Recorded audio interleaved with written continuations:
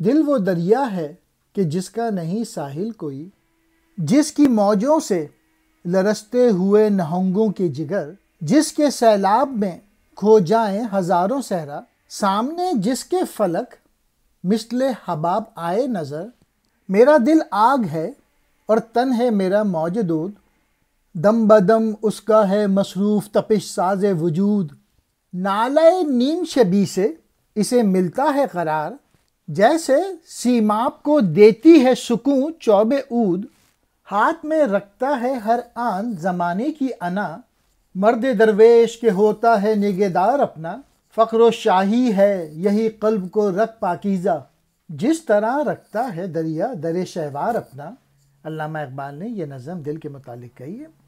دل ایک ایسا سمندر ہے جس کا کوئی کنارہ نہیں ہے، مگر مجھ بھی اس کی موجوں کے دبدبے سے کانپتے یعنی ڈرتے ہیں۔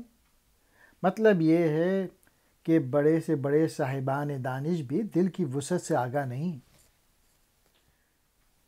اس سمندر یعنی دل کے مقابلے میں جو سینکڑوں بیابانوں کو اپنی لپیٹ میں لے لیتا ہے، آسمان کی حیثیت اس کے ایک بلبلے جتنی بھی نہیں۔ یعنی دل اگر صحیح معنوں میں دل ہو، اس میں سچے جذبے ہوں، تو وہ بلا شبہ خدا کی ایک عظیم تخلیق ہے جس کے سامنے کائنات کی کوئی حیثیت نہیں بنتی۔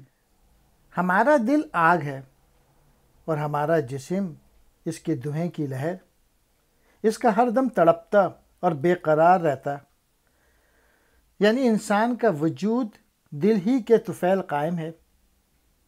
اس کی بے قراری انسانی بدن کو بھی بے قرار رکھتی ہے، اور آدھی رات کے ذکر الہی میں قرار اور اطمینان ہے۔ بالکل اسی طرح پارے کی طرح جس کی تڑپ کو عود کی لکڑی ختم کر دیتی ہے، گویا دل کے قرار کے لیے راتوں کو ذکر الہی میں مصروف رہنا عاشق کے لیے ضروری ہے۔ قرآن کی آیت ہے، الا بذکر اللہ تطمئن الا القلوب، اور دلوں کو سکون ہمیں یاد کرنے سے ملتا ہے۔